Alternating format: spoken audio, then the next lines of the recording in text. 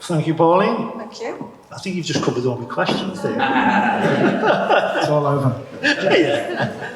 So as Pauline says, from Liverpool, what part of Liverpool and what schools and that? I was originally born in Speke, Hunts Cross, and then moved to Crosby when I was 7. Right, that's so everyone there understands us. Okay. Who aren't from Liverpool.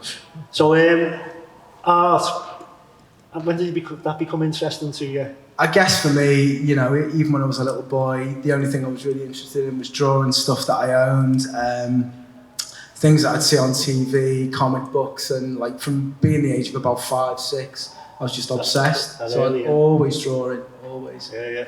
I was wondering if your parents had anything to do with it, was like your mum or your dad artists or? No, I mean, my dad was a butcher and he was very, very creative and loved doing, like, making his windows look amazing. And I guess that's where I probably got it from him. He was a jazz drummer at night as well. And my mum wasn't very creative, but yeah, so I guess from him. So you were at school and art lessons and stuff like that. Was it, they're the ones you wanted to turn up at and, you know? Well, I probably spent 80% of my time in school in the corridor, but apart from art, because art was all I loved. I really wasn't interested in anything else.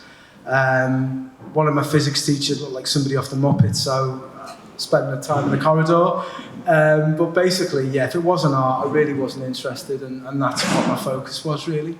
So am I right in thinking your first public art on display was graffiti? Are you British Transport Police? So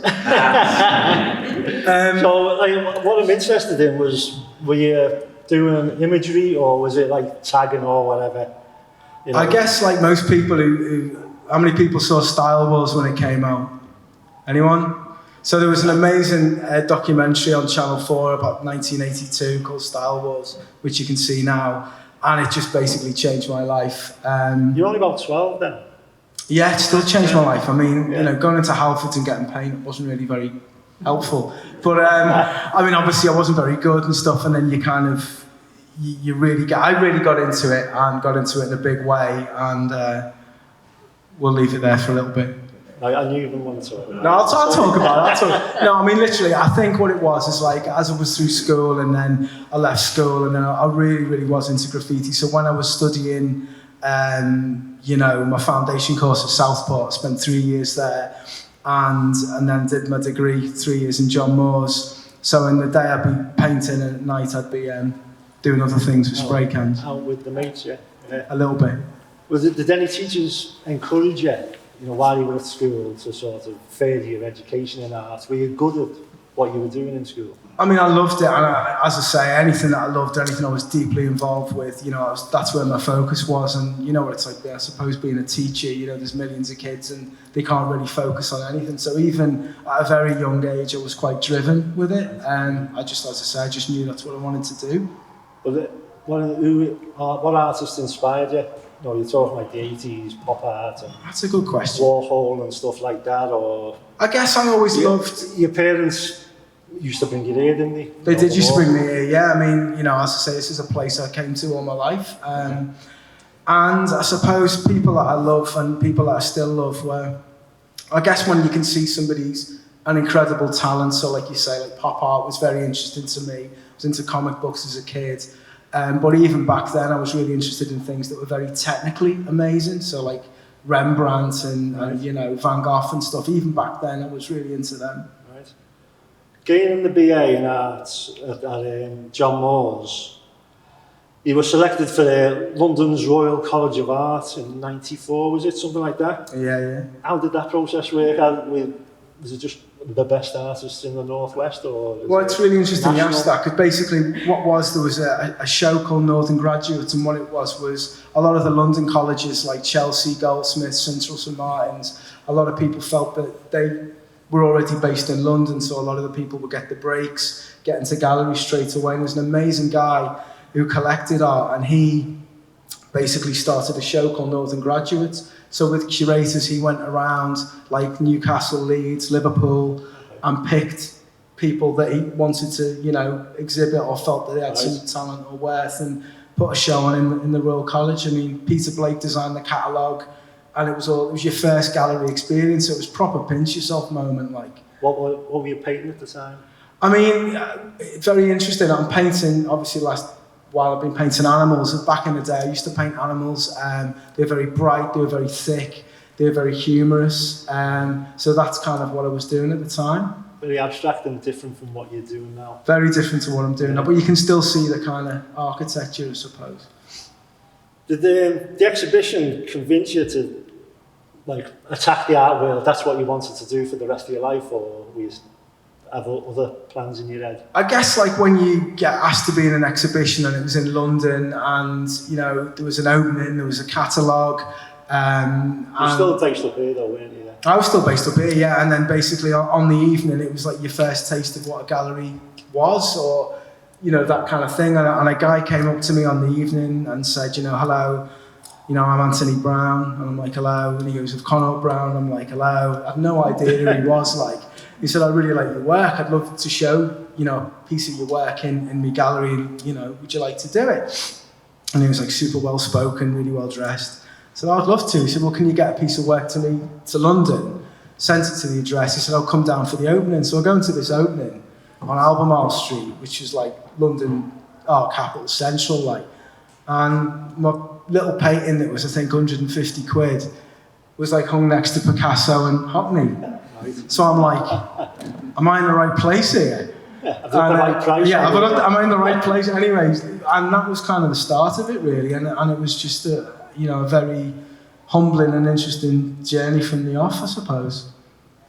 But being an artist, then, as you say, £150 for the canvas, they're going to take most of that, aren't they? The gallery. Yeah. What were you doing to make money and to be able to buy paints and canvases yourself? You needed to do something. And trainers.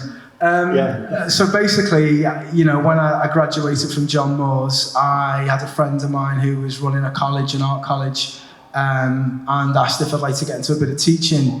And that's what I did, and I absolutely loved it. And I spent probably about 5 years part-time teaching, and just found that incredibly rewarding to kind of give my skill set to other people, and that's what I did. So that would kind of bankroll my studio and keep me going, get me paints and Air Max 95s and all the rest of it. And there that's we not go. The answer I've got down here. What have you got down there? You're part of a breakbeat band. DJ? Don't remember any of that. Yeah, so basically, no, it is true. I mean, I used to be... They were successful, weren't they? They were successful. I mean, I don't remember it, but I mean, bottom line was, I was a scratch DJ for a long time and was part of this breakbeat band, and we went on tour for a few years, and yeah, it was, played Reading and Leeds and Tea in the Park and all of that. So I think Sarah Cox, when she used to DJ at Radio 1, used one of our tunes as a jingle. So it was a bit mad, and like I said, I don't remember much. It was a bit Surreal Madrid. Surreal Madrid, That was the name of the band. Footy there. So yeah. So the education period, we basically covered them there. What advice would you give kids to leaving school? Do you really need a BA to sort of? That's what you've done. Do you need a BA to get on as an artist? Or is it? It sounds a bit elitist. But do you think nowadays there's a better chance for kids because of social media? And you can put stuff on social media and get 1 million likes and maybe start selling prints and stuff as times change. I think times have changed. I think back in the day, there was a process that you would be good at something and go through the university kind of, procedure. And as you say now, the world is completely different. Is that what you thought? I'm not going to be an artist unless I go to uni. Yeah, that's the way it was. They were the ground rules, and that's what you basically had to do. So, but yeah, I would say that my advice to anybody would just be don't give up, ever. If you love what you do, don't give up. And even better so now, because you don't have to go and get that BA. You can obviously still do that, and that's, still Will that give you a better chance of getting into a gallery? I could not possibly say. At the end of the day, I think in galleries, if you've got somebody putting a light switch and a piece of chewing gum and selling it for 14 million, I'm not the guy to ask. But anyway. So from 94, the Connaught Gallery took you on for just 5 years, was it? Yeah, it was 5, yeah. Yeah. And you went around the world in art fairs. During this period, what was your main focus when you were painting? Was it still the animals? It was animals. I mean, I used to like frame them in like rotten wooden joists. So it'd be like super bright paintings and these like frames with like nails in them. And you know, they were, as I say, you can definitely see that they're my paintings, but they're very raw. That's what I could say. Okay, yeah. The training paintings were like 2002, weren't they? So what made you change direction from the animals? I mean, I used to have a studio in the Blue Coat in Liverpool, and I was just sitting there having a sandwich one day and just looking at an Air Max 95, which somebody has a very nice colourway on over there. And I just thought, you know what, these are just incredible objects, absolutely amazing objects. And I just thought, you know, they need to be like immortalised, and that's exactly what I did. So I was sitting eating this sandwich, started a little painting, I had no plans to do it, and I did one, and then I did two, and then there was 20 of them, and I just really, in my heart, I felt like this is something, and I felt kind of like this is going to go somewhere, and I didn't have a plan. Well, I was just going to ask, did you tout them to the same gallery, and were they like... No, not at all. They're not animals. No, not at all. I mean, basically, I just, literally, it was almost like starting from scratch. It was like, this is what I used to do, and I guess being an artist is, if you're honest to yourself, and you're honest to your heart, and that's who I've always been. It's like, even though I was making a living out of those other works, it was like, do you know what? I'm done with that, and I'm going to do these, and that's exactly what I did. So I just started the trainer works. I didn't have any idea. It was 2002, as you say. There was no Sneaker Freaker. There was no Freshness Mag, Hype Beast, you know, High Snobiety. They were all basically starting that year, so it was just literally doing it, and off we went. And then, once you'd chosen that subject, did your preference of Nike and Adidas have anything to do with growing up in Liverpool? Because I bet your initial trainers, what were the first ones you'd done? With your Nike?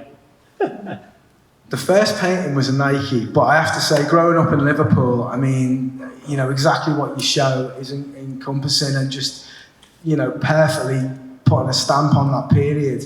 I mean, all my guys were like, you know, Adidas Columbias, Forest Hills, all of it. And then, you know, I grew up with all that. And I think when I first started to see Nike come through, you know, that's kind of, for somebody, I think I was into breakdancing at the time. Yeah, Nike did a pair of shoes called the Vandal, which are like these crazy, like silver material, like high top breaking shoes. And I just went, do you know what, that's it, like. And then they brought this Windrunner jacket out. Right. And I guess very similar to what your whole show's about is we're going to the terraces to look the sharpest, to look the best, to look like you've got something that you've got that nobody else has got. That's where I started to kind of veer that way. But I love it, like Adidas as much as I love Nike. It's just you can't collect both, if that makes sense. Well, did it have anything to do with that graffiti build? Obviously, yeah. It was like the mates who you went out with doing graffiti and that. Was that the period? It was the period. I mean, you know, and then much like longer after, if I'm honest with you. But, you know, at the end of the day, you know, I think both companies produce the most amazing stuff. And, you know, but like I say, you can't have all of them, can you? You do your best. 2002, Size, the sports store, opened in Liverpool. And I believe you got your first training paintings in there. Yeah, well, funnily enough, one of the guys who worked in Liverpool, there was a store called Open, which you might remember, and it was like a streetwear, it's kind of like part and parcel of the world now. This was this like cool little boutique store where it had like different like kind of pop-ups of brands and stuff like that. And my wife, Chris, I just started the paintings, and she went in and said, listen, would you like to display some of these? And, you know, Graham, the guy at the time, and the guy who's in the audience tonight, Jimmy, you know, they both like, you know, said, yeah, let's put them in. And then they were just literally hung up in the store, and that was the first kind of where people saw them in my hometown. No intention of selling them, they were just... No, they were just in there, just like pop them up and let's see what happens. Yeah. Were you on the internet at the time? Were you putting anything on, like, social media or no, I mean, eBay or... Nothing, absolutely nothing. I mean, like, there was no plan. I mean, you know, as I started making these paintings, there was no plan to do anything with them apart from just keep making them. How did Exposure Gallery in London get in touch with how did they find out? Did Size take the paintings to London? So Size took the paintings to Carnaby Street, and they were hung in there, and then Exposure got in touch and said, would you like to exhibit these works in another gallery space, and then the ball started to roll a little bit, really. And that was Clash of the Titans. That was Clash of the wasn't Titans. it? That's a good 10, film. 10 Adidas and 10 Nike. Where are we up to? Let's see. You know, when you thought, right, you know, trainers on your feet, I'll paint them. Yeah. The ones that you'd done, the Adidas and the Nike, did you end up sort of going out and buying them so that you could paint them, or did you use photos? No, I mean, I had like some of them I had myself. Some of them, I mean, like I say, there was no like sneaker magazines. There was no really like internet in the sense that there was no like Sneaker Freaker or designated sneaker sites. So it was like a lot of digging and asking friends and getting things to have. Yeah. I mean, I've seen a video with your holding a pair while you. I did have one like super rare pair that I was working from and got paint on it, and we'll leave that there. So it didn't go well, but yeah, I mean, I just literally had them and was just working from them. And then, like I say, the Clash of the Titans, for me, it was picking. At the time, I thought the 10 best or most iconic Nikes and the 10 most iconic Addies. I've got a little story there that Damon Dash, co-founder with Jay-Z of Rockefeller Records. Did he buy some of the paintings, or did he inquire about them? I was having a meal with my wife, and somebody rang me and said, "You're not going to believe it." I'm like, "What?" So Damon Dash has just walked in and just basically bought all of them, and he did. Was this size or the gallery? This was in size in London, in Carnaby Street, and okay. Yeah, so that's where they went and whatever. I've never seen him in his place on a picture or anything, but he did do, so yeah. That was crazy. So did he take them from the gallery then? They just went off to his wherever place. So the sneaker art carried on for like 4 or 5 years, you know, big success with that. Before we discuss like your collaborations with Nike that came through doing the paintings, yeah, there's a little aging process you put on. Is it all of them or some of them? Well, if you've got one, you can have a look. I mean, I used to do this thing, so I don't know if anyone, you know, has had this happen to them or any training sneaker collectors in here. But obviously, as they get older, they deteriorate, and things that you love and you cherish turn into like sawdust when you open the box, which isn't much fun. But what happens, as I'm sure some people know, is the actual sole or the midsole that's white on these will go yellow over time. So back in the day, I got some very special varnish and painted this varnish on some of the midsoles on the paintings. And one of my friends who's got one up in Dundee's like, he rings me and he's like, "Dave," he goes, "What's going on with me painting? It's going yellow." So some of the paintings, I haven't done it with all of them, but some of them you can see like they're yellowing and they're aging, so that was done purposely. How did you know that would work? Well, I didn't go to art college for 3 years for nothing. How many trainer paintings did you end up doing over that? It was like a 5-year period, wasn't it, before you changed direction again? Do you know what? That is a really good question, and one I don't know the answer. Chris, how many do you reckon? Maybe 100, I reckon. Yeah. Because it's really interesting, because on some of these pictures where I'm, you know, dressing like I'm 15 with me cap to the side, there's some in the background that I kind of forgot I've made, which is really interesting. So I reckon about 100, maybe. Yeah, many you forgot about. Yeah. I'm always interested in cease and desists and copyright and stuff like that. So when you're displaying in a gallery, is that nothing to worry about, or you're always thinking maybe Adidas or Nike will come on here and... Listen, at the end of the day, you know, I was interpreting, you know, trademark brands and stuff like that. I had no idea, I had no plan, like I say. Nike or Adi could have basically got in touch and said, "Listen, enough with that." And they didn't, and I guess the collaborations that I've been very blessed enough to have, I think, you know, both companies have seen, with a lot of the sneaker artists that have continued on and products and things like that, you know, I think they see there's like an energy and something that's like exciting about stuff. Yeah. Good advert as well. I guess so, yeah. You know, but, you know, as you say, it could have gone the other way, but, you know, thankfully it didn't. What was the reason for stopping? Because that was only like another 5-year period. I mean, I guess I'd like kind of done all the heavy hits, all the bangers, all the most amazing sneakers that I loved, and I kind of, you know, incredibly grateful that I got to do what I did. There was an amazing show called Sneaker Pimps which was an exhibition of like sneaker art and kind of, you know, rare sneakers. Because before, you know, like as I say, you can click on the internet now and see anything. You can go on StockX and see the value of stuff. And a guy ran this amazing show called Sneaker Pimps and took it around the world.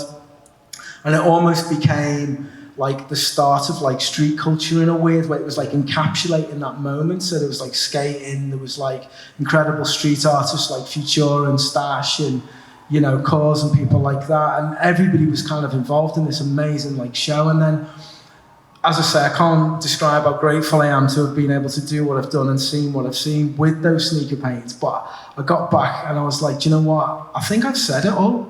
You've reached the pinnacle there. I've said it, I've done it, and it's like, and then, like I said before, being an artist, you go with your heart, and if you're honest, I think you need to produce things that are from within, and I literally, you know, I wanted to do something else, and it just all started to happen. So I'm saying, like, you sort of reached the pinnacle of what you could do with the paintings and whatever, but obviously Nike got in touch, and once the sneakers were in, or the canvases were in exposure, you got the cover of Creative magazine, which led to Nike, did it? Did that come about through that exhibition? It was kind of interesting. Well, I mean, basically, I was saying when I was teaching, you know, I used to teach at this amazing place, really talented kids, and we used to subscribe to certain magazines, and, you know, one day the librarian came down and passed the magazine, and it was the Creative Review magazine with the Air Max on the cover. And this student just said to me, he just said, "Sir, can I ask you a question?" I said, "Go on." And he goes, "What are you doing? Teaching us?" And it was like, hang on a minute. But it really resonated. And I basically went home that evening and just said to my wife, Chris, I said, "Listen, let's just make a go of it." And that was that, like, so. Well, we've got that kid here. Yeah, here he is. Say thank you. Once you were involved in the Air Max, and was it the Air Max one that you done? The first trainer collaboration? I think the first footwear collaboration was like the Air Max 1 and Air Max 90 and Air Max 95 with size. What were your nerves like there? Was it, you know, the whole process, you've got a design you've got on your head, but do they look at it and maybe go, "No, you need to tweak that, you need to change this," or did you have total... I think that moment came when it was like, you know, when like Jordan got in touch, not Michael Jordan, but when Jordan Brand got in touch, it was like, you know, we want you to work on an Air Jordan 1 for us. I was just, you know, I thought it was my mate winding me up on the answer phone, to be honest with you. But anyway, and basically, you know, once we go through the process, and it was like they'd send you the template, and it's like this blank template of an Air Jordan 1, and you're like, and they're just like, "Go for it." And I'm like, okay. And literally, I designed it very, very quickly. It was a very pinch yourself moment, but, you know, the bottom line is, it's like, you know, like I said before, I had no plan. I just made these things. Like you love them, like you love them, like I love them, you know what I mean? And it's like I didn't have a game plan and would ever think that would happen. Your design, is it on the computer, or yeah, did you have a shoe? No, so basically it was just a blank template on a computer screen, and it was like, you know, I had like carte blanche to just basically do what I wanted, and it was like, you know, with the first one, it was for, you know, Jordan's charity, the Wings for the Future, and they said, "We're going to make 23 pairs of whatever you design, and we're going to auction them off for Jordan's charity." That was the first one, yeah. That was the first one, and it was like, okay.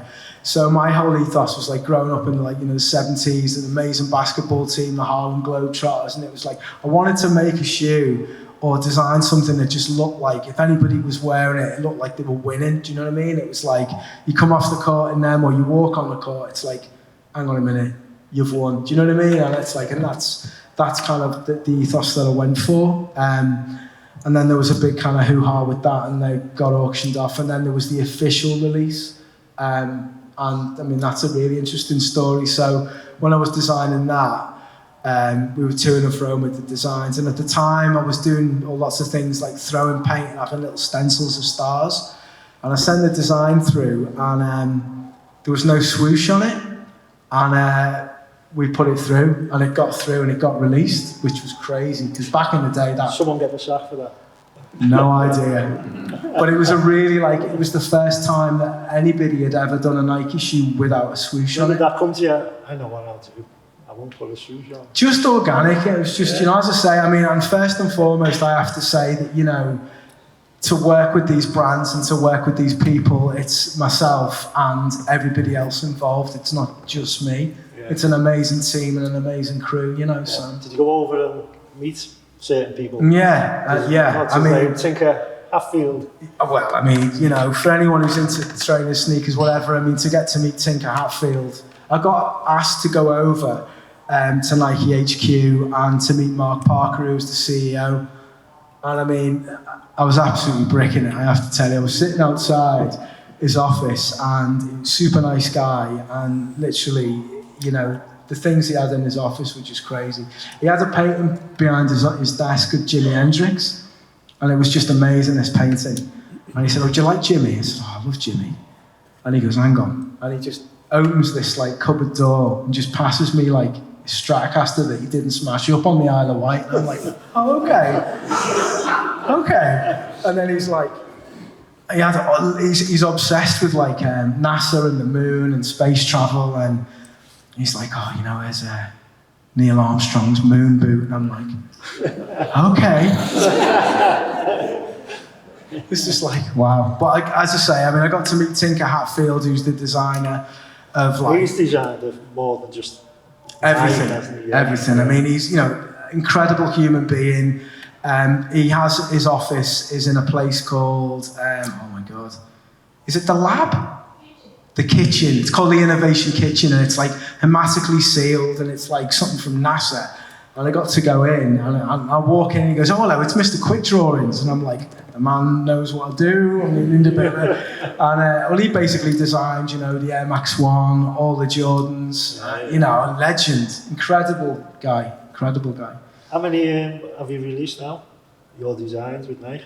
Oh, I don't know, a couple. Close to few. Double figures? No, not double figures. I mean, you know, like I say, you know, I am incredibly honoured and blessed and really just humbled that what I've done through these little sneaker paintings turned out to be into like, you know, dream project stuff. And all of the projects that I've worked on, the best ones I've worked on have been the philanthropy ones. Like I got to work with a group of high school kids from Inglewood High School who didn't have a dime, and I helped them produce this mural in their high school. And it's that stuff, and I'd say the second best project. It's not about the footwear, it's not about having a name on my shoe or something I've designed. I mean, you know, the second one that I did that was very similar was working with a group of university students that had just graduated, and were literally flipping 3 jobs, and like some were graphic designers, some were fashion students. They were all picked, cream of the crop people, and they were given an opportunity to work with Nike on a project, and I mentored that for 6 months. That's the best project I've worked on. Oh, brilliant. So that gives you most satisfaction? Most satisfaction. Yeah. It's not about my name on a shoe, I can tell you. Yeah. No. Brilliant. Is there a certain project you'd love to do? I mean, literally, like I always say, it's been bucket list. It's been things that I, like I say, could never have imagined would happen. And if it happens again, it happens again. And it's always a very organic thing that it's like, you know, as I say, sometimes they knock on the door or there's something specific that happens. If it happens again, amazing. If it doesn't, you know, very grateful. You've got your phone number anyway, haven't you? Before we move on, you're obviously a big collector of Nike. So how did that all start? You know, was it when you were a kid? Obviously, you bought Nike, but did they just get thrown away? And it wasn't until a certain age when you were like a bit older, you thought, why did I throw them away? Start rebuying them. And well, people our age here will know this. I mean, hanging out into Liverpool, going to Wade Smith's, drooling over everything that's hanging on. Mention Wade Smith, yeah. Do you know what I mean? And it's like, you know, going there with you'd saved your money up or your pocket money for years, and you go down that day to buy that pair, and you're looking at them. I mean, we used to must drive them mental in there, like literally be in there all day. So, are you going to buy something or what, you know? So I guess, like, you know, I used to really look after them. I didn't have much money as a kid. My family didn't have much money as a kid. So when you got a pair, you would take your time. And I always really looked after them. You know, toothbrushed a lot, like, you know, no puddles, none of that lark, even back then. So I guess, I always had the eye for like loving certain things, and then the collecting thing obviously started later on. How many have you got now, like? A couple. Yeah. All in the loft, or do you display them? Everywhere. Are they? No, I mean, I have to say, I've got like a storage place that I keep them in. And at the end of the day, I enjoy them. You wear them, you enjoy them, you rock them. I was in New York, and a guy had basically spent £1,000 on a pair of rare Air Jordans and walked out the store, and the whole shoe fell to pieces, literally, because they were old. And it's like, you got to enjoy them, so just enjoy them. You know what I mean? How does being exhibited in the Walker compared to all those, collaborating with Nike? Because I know you came to the Walker as a kid and everything. I mean, like I say, that some of my fondest memories are coming here with my dad, who's not with me anymore. Like, every Sunday for 6 years when I was studying art, I'd come here with, my dad or my wife, Chris, and, to be in here, to be hung in here, if I look at that little kid on there when I was studying paintings, if you'd have told me you'd be hanging in here, I'd have just, it's a massive honour. It's a really massive honour, to be honest. Brilliant. So I'm just going to touch on your latest work, which is obviously mainly, you've reverted back to animals. Yeah. And particularly endangered species. So how did that inspiration come about? You're doing training shoes, and then next minute you've gone from like touring the world and doing murals of training shoes and canvases to suddenly doing lions and tigers and stuff. I mean, I was like, when I first got taken to, like, I suppose Chester Zoo or something as a kid, I mean, when you have that first encounter and you see animals, I mean, I'm just completely and utterly, I've never ever stopped being obsessed with them. I mean, and the wonder I have as a kid, or had as a kid, when I saw something, I still have now, do you know what I mean? It's like, it's the same vibe, it's the same feeling I get, really. And I guess, as you say, the endangered stuff is something that I feel incredibly strongly about, and I just love them, and I just feel that I really want to, use my work to capture their life and their dynamism and their movement, and just get people to think about it and think about, we're all into very similar things. It's all very well have an iPhone 14 and all the rest of it, but when you realise that the country that makes the iPhone 14 or where it's made, there's a certain gibbon there, and I think there's like 15 pairs of them left in the world. It's like, it doesn't make sense to me when you've sold like 400 million phones. It's like, so if my work can kind of do something and reach out, like I do a lot of charity work with like, WWF and Tusk and stuff like that. So I just love animals, Dave. That's the bottom line. Well, you obviously went to the Chester Zoo, Knowsley about it. You got a little story though, haven't you? About, I have got a story. Knowsley, is it? So when I was studying painting, you haven't got any money, spending all your money on materials. So like I wrote to Chester Zoo long before the internet and said, listen, is there any chance I can have a pass? And they're like, explained it. It's like £7 to get in. £7 back then is like a Ferrari, you know what I mean? So anyway, they give me this pass, and what it used to do is let me go in on a Sunday, and I'd have like 3 hours in Chester Zoo on my own drawing, which was just priceless. So anyway, I'm in there one day, and drawing away, and I'm drawing these two like hyacinth macaws, and this lady comes next to me, and she's sitting there like, and she goes, hello, Mr. Parrot, and this parrot goes, do you come here often?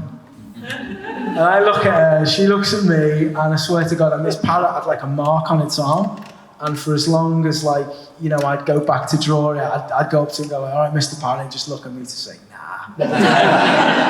Once, buddy. Obviously, it's all to do with your youth, what you're painting now. Is that the same way with a lot of artists, do you think? I think if I had an amazing childhood. Like I said, I didn't have much money, but I had an amazing childhood, and it's just full of like fun times. And obviously this exhibition that you guys have curated has completely encapsulated. And I think, there's lots of things that have a profound impact on you, and I think that's really what my work's about anyway. So I mean, at the moment, I'm working on a series of mice, and I'm just doing some sparrows at the moment. If you'd have told me I'd be doing that, it's about being grateful for being alive and being grateful for everything around you, and that's kind of where my head's at, if that makes sense. Just give us a quick analysis of your day painting. So you're not 8 till 5, are you? Or is it, do you get up and the first thing you think of is, right, I want to get in the studio? And... I'm like a really super disciplined guy, actually. Right. Yeah. I used to be a big gamer, would you believe? I had a bit of a moment of clarity. I've always been into video games. I've been like super into it for like 40 years. And I had a bit of a moment of clarity last summer. Your life. Well, anyway. And I just basically went, okay, I'm done. And like last summer I was, and it's almost weirdly, I still play competitively online. I'm 52, I should have woken up a long time ago. But anyway, it's like, I guess my day is now, I've got an extra 4 hours. So I get up in the morning, have my breakfast, whatever, put my tunes on, start mixing my paint, and I'm in there till I'm done, so... Well, am I right in saying you'd organise your paints first?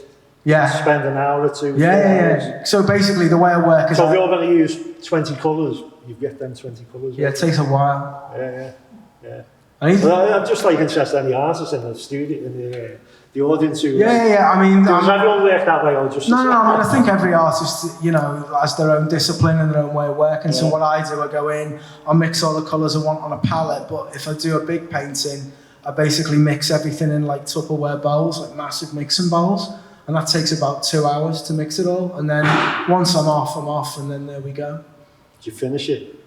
Well, that's an interesting one. So like back in the day, I mean, a lot of these like sneaker works and stuff, there's certain things you have to do. You have to prime your canvas, paint your background, all the rest of it.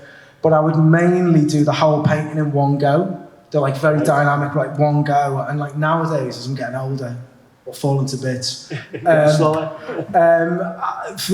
should never stop learning as an artist, and now what I'm tending to do is to actually be comfortable leaving things and going back, and that, as you get older, I suppose, you never stop progressing and you never stop adding to what you do, because I'm not that kind of guy as an artist. I've never been, I'm going to do this, I'm going to do this forever, or my work's going to look exactly the same. For me, it's all about progression and being, seeing where it takes you, and that's kind of who I am, I suppose. Well, that actually leads us to the final question, which is, what plans have you got now? Are you going to move on from animals anytime soon, or? I don't know. I mean, at the moment, I think like the animals, like it's very interesting. I had a bit of a time last summer where my wife got quite poorly, but bottom line is it made me really like focus on very different things, and I think the meaning behind the work is very different. So like where I'd be doing like great white sharks and gorillas and kind of very big apexy stuff, now I'm just seeing the beauty and the fragility and the real incredible, like everything's got a story. Like I live in Devon and I'm very grateful to be there, but I get to see like foxes and deers and stags and all this stuff all day, every day, which is just unbelievable. Everything's got a story and a life, and that's where my head's at. And it's like when I had this moment of clarity when Chris got home and she was well and it was going to be okay, I was sitting there and I was literally in the garden, and it was almost like somebody had taken like headphones off and blinkers off, and it was just like I could hear and see everything. And I thought, how am I going to capture that? How am I going to capture how grateful I am for everything? And a little dormouse ran across my foot, and I went, there it is. And that's where the mice came from. So like there's little messages on the mice paintings, and then at the moment I'm doing sparrows that are just like beautiful little tiny things that you probably don't really pay attention to, but when you see one, it brightens your day, and that's what it's about for me. That's what my work's about. But it's the 20th anniversary of your sneaker exhibition. It is. So... Can I dress like I'm 12 again? So are there any plans? There are. You're willing to tell us? Or I'll tell you. So basically, I'm working with... You can't tell anyone else, just between us. Okay, keep it in here. So basically, next week, I'm doing a show in Brighton, which is a pop-up. So when I first started doing the trainer paintings, sneaker paintings, everyone from Liverpool hates me when I say sneaker paintings. But trainer. But basically, back in the day, we used to do these little poster prints that were like 30 quid. And we used to do like each painting that I'd do, we started doing a little print of it. And then in 2008, we stopped. That was it. The sneaker paintings were done. So you haven't been able to get any of them. So we just basically wanted to produce a couple of like the most iconic ones. So like an Air Max 95, Air Jordan 4 Fire Red, and basically I'm releasing 4 originals from the archive. in this show next week. But the other thing, Canvases or? there's one canvas and there's 3 works on paper. But the last little bonus bit that I'm going to do is I'm opening up 10 commission slots. So it's like if you said, I'm not painting Crocs, by the way. I'm just telling you. But if anyone, like, so basically with this gallery, if you wanted, like, I don't know, an Adidas Tobacco or a Columbia or something, you know, I'll come out of retirement to do 10 slots and that's it. Brilliant, yeah. But the last kind of icing on the cake that I'm in talks with is, I don't know if you guys have seen some of the things that happened where a lot of like Michael Jordan's like shoes he's worn in games have been getting auctioned off at like Sotheby's and Christie's and stuff for like millions of pounds. Somebody I've met through that kind of whole thing has gotten a massive collection of them. So I'm in talks at the moment to maybe do a series of paintings because they'll all be scuffed and knackered and I like that. Yeah. So it might be like we display the game-worn shoes and I'll do like maybe 10 paintings of them and then... Which gallery is that? It's going to be with Loughran Gallery and it's going to be in a space. But I'm in talks, so I'll let you know. Yeah, okay. So, yeah, okay. Is everybody still awake here? Well, I've run out of paper. So I don't know if Pauline wants to see if anyone got any questions. I'm going to say first of all, thanks so much. My pleasure. That very interesting tour.